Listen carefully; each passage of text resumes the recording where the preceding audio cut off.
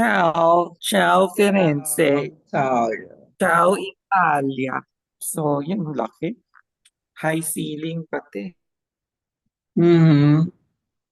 Yeah, the artist's palace talaga. And yun na nga, Leonardo da Vinci stayed here. Imagine. Galing, no? Genius. True. Talagang clout kung clout. I mean, what could be clouter than Leonardo da Vinci himself? Is like the top gun here in Italy because their airport is named after him. The Leonardo da Vinci Fiumicino International Airport. Ganong kahaba. Wait, Okay. Ay, ano ba yun? Where is the zoo? where's the what? Tapos, yun nga, parang colder nga dito. Although pagdating kasi namin, kakaulan lang, basang-basa yung pavement. May mga maliliit na puddles. So, inisip ko, baka kaya medj mas malamig. Kasi nga, kakaulan, medj cloudy. Pero ramdam mo yung mas malamig na air Ah, kesa sa talaga? Roma. Oh, lumamig na nga yan. Sa lagay na yun, lumamig na nga yung Roma. So, dito parang mas malamig. So, parang naisip ko tuloy na overpack ako kasi ang mangyayari niya yung gagamitin ko lang araw-araw kung yung Hokkaido coat ko. So, dapat yun lang talaga dala ko. Kasi parang hindi ko na magagamit yung ibang coat. Pang ano mo? Pang layering. Kasi hindi, si Hokkaido ba, hindi na kailangan layering. Ganon siya kain. Hindi na kailangan. Yung sweater, oo. So, magsa-sweater ako, heat tech, tapos sweater, tapos yung Hokkaido. Pero ibig sabihin yung black coat, parang feeling ko I could have done away with it. Inisip ko kasi, masyadong OA yung Hokkaido sa Rome. After one day, lumamig. So, hindi na siya OA. Kasi yung ibang tao doon nakaganon na din. Well, hindi lang ibang, oo. Karamihan nakaganon na. May Sino yung mga ibang down. tao? Yung turista na aakyat din siguro sa taas. Hindi, mga lokal. The locals are already wearing yung parang yung sayo, yung puffer, tapos yung parang sa Hokkaido yung mga down, may fur, may fora. Ganun na yung mga suot nila. So, biglang ganun. So, ang feeling ko nun talaga sa Switzerland ko pag gamitin or ang pinaka worst case scenario na sa Milan ko siya gagamitin. Yung pala, Rome pa lang eh. Gamit na gamit ko na. Ano kasi, ang warm niya kasi talaga, 'di ba? So, pag yun yung suot mo, talagang protected. Magkano ang bili mo doon?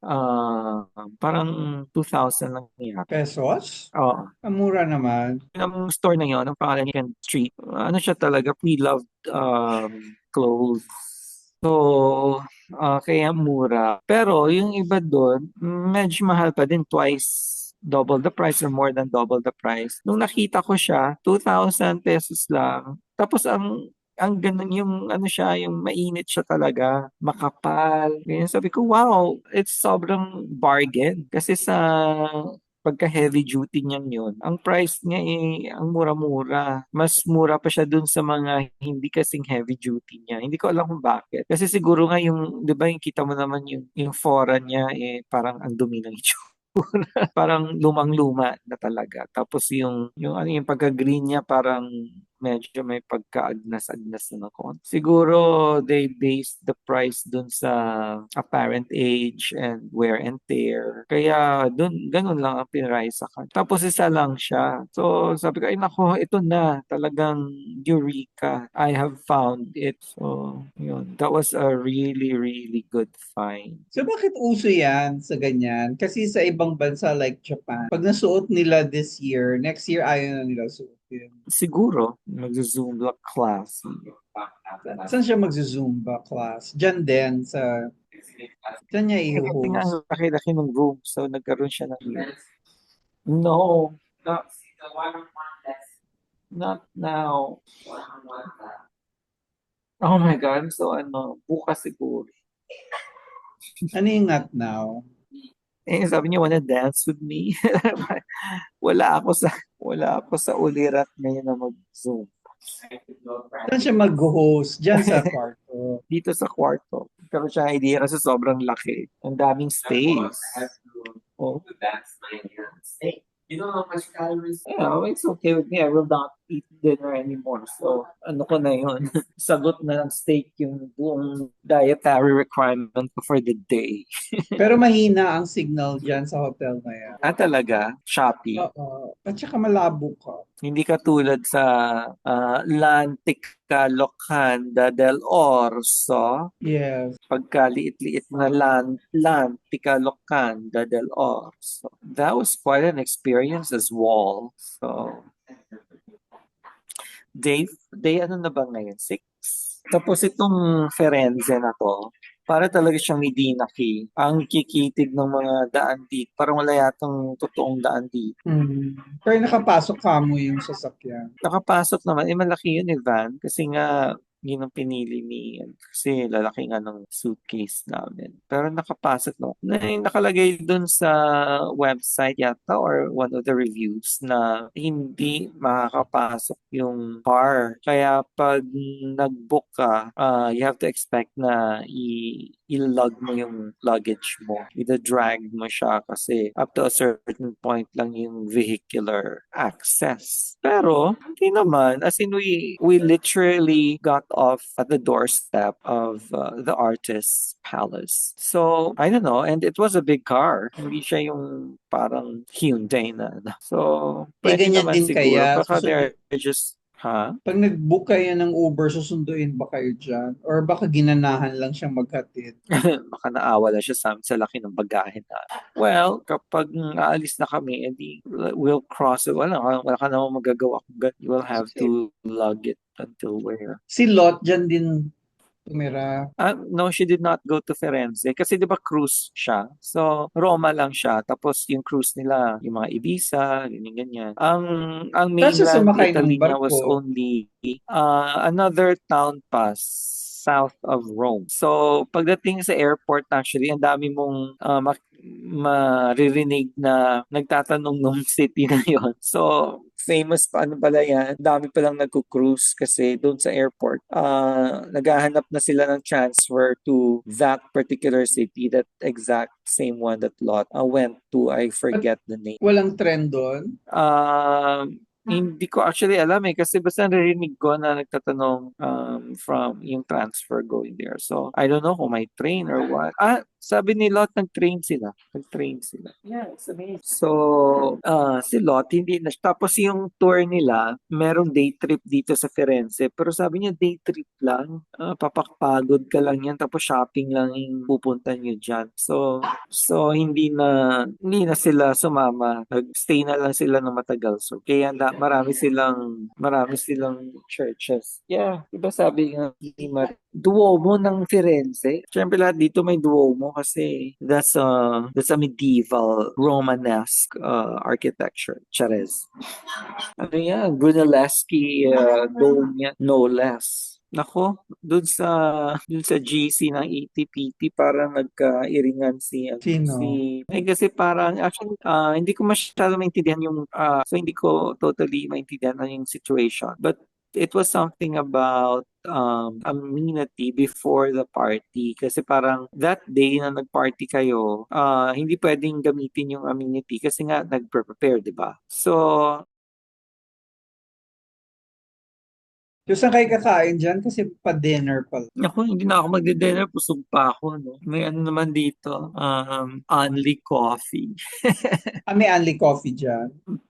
Oo, unlike dun sa Lantica Locanda del Ors. Dito talaga may Only Coffee, may kettle, ganyan. So, pwede ko pa rin inumin yung kape natin kasi masarap yun eh. Pero saan mo Yung kukunin UCC. yung tubig sa labas? Dito, di ba dito iniinom ang tap water? Hindi, sabi mo only coffee. So, akala ko may ano dyan, may coffee something sa, alam mo yun, yung kasi only coffee, may central place dyan sa lugar na doon mo kukunin yung only coffee.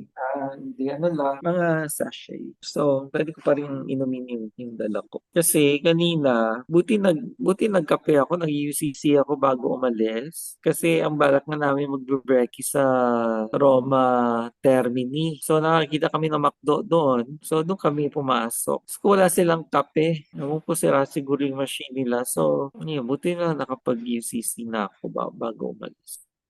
Tapos sa McDonald's naman, meron silang Euro Savers. Parang in-order natin nung dyan sa Pilipinas yung Burger McDo, ganyan. Anong Dito Eurosaver? naman Euro Savers, mura lang. Ano lang din, yung parang Burger McDo na yung simpleng burger or chicken burger, ganyan.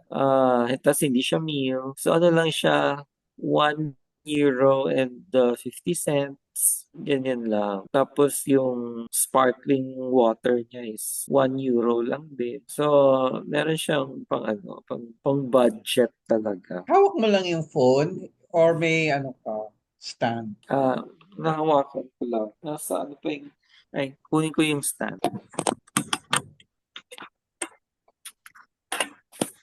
Yung train ride kanina, Mm. napaka-casual nila. Ang casual, ano ko na yata, nakwento ko na sa'yo, di ba, na nung pumasok kami, nahawak ko na yung ticket, yung printout, tapos pwede rin siya from the phone eh. Yung ibang mga nakikita ko doon, nagsascan, tapos mag-open yung door, papasok. Pero nung kami, inopen lang nung staff yung door, tapos, oh, hindi man niya tiningnan, hindi kami nag-scan. So, parang pinapapasok niya lang kami dun sa platform. Parang, hindi naman tayo nag-scan doon. Tiningnan lang din yung ano eh. So, oo, yung purser na sa loob na ng train, maandar na yung train. Pero ibig sabihin dun sa station, yung staff, parang pinapasok niya lang kami. Okay. Tapos, pagdating dun sa mga platform, wala nang ka-staff-staff. Tapos pagdating mo sa loob ng train, wala ring staff. So, parang, bahala ka lang. Ganyan. In the middle lang of the journey, may pumasok na ano, purser, at titingnan niya lang yung ticket mo. Siguro, i-check niya doon sa list niya. Ganun lang siya. Ganun lang siya kasimple. Oo, ganun lang kasimple. Tapos, parang bahala ka lang. So, oo, tapos yung laki-laki ng luggage namin. So, wala kami mapaglagyan kasi wala namang lalagyanan sa end of the train. Yung pala, nakita namin yung ibang tao nung bumaba na kami, nilagay pala nila between the seats. Yung Kasi ano. yung para sa Malaysia, yung luggage, yung para sa Malaysia na yung train, yung mga seats yung parang magka-opposite yung facing direction. So, in the middle of those two seats, may espasyo sa gitna. Doon nila sinuksok pala yung mga malalaking luggage. Although, ewan ko kung kakasya yung sa akin kasi sobrang laki. Pero anyway, doon yung mga luggage. Hindi namin alam. So, naghiwalay kami ng row ni Nonoyke kasi yung luggage namin nilagay din namin sa Mm. paan yung kung saan mo ilalapaan. So, yun. Pero wala naman nag-check. Tapos nung dumaan yung purser na yun, hindi naman niya sinabi na, yung luggage nyo hindi dyan, pwede dito. Wala na siyang pakialam. So, parang ganun lang pala ang train service dito. It's very DIY. So, kung hindi mo alam ang gagawin mo, walang tutulong sa'yo kasi walang staff. So, Mm. you really just have to know. So, buti na lang din, research ako prior. So, medyo alam ko na yung system na pati yung pagtingin sa board, hindi rin yung nakasabi na huwag mong hanapin yung destination mo. Unlike sa airport, di ba? Ang titingnan mo dun sa schedule board, ano ba, kung pupunta kang Katiklan, edi Katiklan yung tinitang hahanapin mo, di ba? Ito, since ang train, pwedeng ibang destination pa. So, like kami, Firenze. Pero Mm. wag mong hanapin yung Firenze kasi Venezia actually yung train namin. So, ang hahanapin mo is yung train number, tsaka yung time. So, yun. Yung mga ganon, at least na hindi ko alam kung nabasa ko yun, napanood ko sa YouTube. Tapos, yung platform number, hindi mo malalaman until mga 15 minutes before your boarding time. Mm. So, kaya kanina habang nasa McDo si Yonike, ako, nandun ako sa harap ng mga platforms kasi inaabangan ko kung anong platform number kasi ano yun, 1 to 30 ang haba-haba. So, doon kami sa pinakadulo kung saan sa malapit sa number 1. So, alam ba, kung sasabihin ng board na number 25, platform 25, and sa kabilang dulo pa. So, sabi ko, kailangan malaman ko agad kung anong number para kung malayo siya. Go na kami, di ba? tatakbuhin na namin yung platform 25. So yun, so tayo-tayo lang ako doon, inaabangan ko yung number, tapos nag-show nga siya parang mga 20 minutes or 15 minutes before our departure time. Ganun lang. Buti na lang number 3, platform number 3. So malapit lang siya dun sa McDo. So yun na nga, pinapasok na kami. Tapos, yun, hanapin mo lang yung number 3 train. Tapos kung anong number ng carriage mo, hanapin mo din. Hindi na kanya-kanya hanap. So sabi ko napaka-casual. Mm. Tapos medyo maliit yung train. Pero Talaga. maayos naman. Pero Di ba? Andun sa parang picture. 7 carriages, ilang bagon? Mahaba eh. Kasi yung number 5 kami nasa gitna ka. Siguro ganyan, Yeah. 7 or... Tapos, feeling ko kaya din medyo safe sa Roma ngayon. Grabe yung police visibility. Ang dami kong nakikitang police. Maybe because yun nga magjo-jubilee. So, baka nag-train na sila na they have to be madidestino sila certain points. Kasi parang every other kanto, ganyan may mga pulisiya na police car, tapos may mga police mismo na nakatayo, nagkukwentuhan, ganyan. So, siguro nakakontribute din siya dun sa fact na medyo lie low siguro ngayon ng mga pickpocket kasi dami-daming police na nakakaalat. Tapos dun din sa Termini, actually medyo anxious ako din sa Termini kasi ang dami ko nababasa. Nako, bardagulan dyan sa Termini talagang habang nag-aabang ka ng platform number mo, Mm. mag-ingat ka kasi syempre distracted ka. Doon nagsa-strike ang mga pickpocket. Kaya kanina, habang nakatingin ako sa sa information, nakalagay yung kamay ko sa wallet tsaka cellphone ko sa sa pocket ko. Pero may mga police naman actually eh. So parang kaya siya siguro safe. Maybe it's because of the upcoming Jubilee. Nagpa-practice na sila to be around and kung saan sila madidis. Kasi ang dami. Tapos nung nasa Uber kami going to Termini, nakikita ko sa sidewalk yung mga police. So maybe that's why I felt safer in Rome than I did in Paris because of the police visibility. So hindi ko alam kung ganyan ba talaga o ngayon lang because of the Jubilee. Pero based doon sa mga nababasa ko tsaka mga nag-warn sa akin ng mga tao, parang talagang talamak yung pickpocketing. So siguro ngayon lang. Tourist season ba ngayon? Low season actually ngayon kasi winter. So malamig. Kaya siguro walang pila sa St. Peter's Basilica kahapon. Baka yung mga pickpocket na yan, Uh, they follow the sun. the sun? Araw, mainit, maraming mapipickpocket. Pag ngayon, kukonti lang. Siguro. Pag pickpocket nila, kitang-kita sila. Siguro Like, yun din. season, pagka pickpocket sa'yo, hindi mo na ma-identify kung sino sa kanila. Siguro din. Tapos yun na nga, sa mga coat, marami kang mapaglalagyan kasi ng valuables mo sa coat. So, hindi siguro ganun ka-conducive ang season na to. Tapos mas konti ng tao. Anto ka na, Ki? Super. Sleep. Oo, tulog ka na. Tulog ka na. Sleep ka na, Maya-maya uli. okay? Kasi usually nagkaano tayo, diba, 2:00. So, nakaka-nap pa ako. Pero ngayon, maaga tayo ngayon.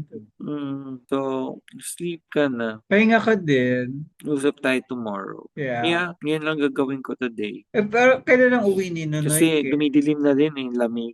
Ako sa bagay. Tagal pa, magmimilan pa kami, di ba? Ayan. Okay.